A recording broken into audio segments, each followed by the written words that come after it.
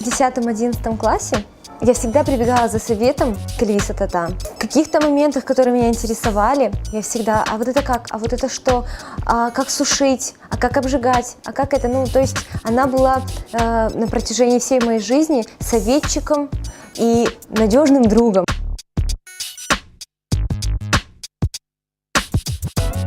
Когда я поступала на фармацию, я понимала, что вот искусство тянет, вот искусство из души идет, и мне, ну, я даже дома всегда говорила, я хочу на факультет искусств. Ну, были кое-какие моменты, которые помешали мне, это скорее даже разногласия с религией, то есть если бы я поступила на факультет искусств, то мне нужно было бы писать с натуры, ну, в исламе это харам.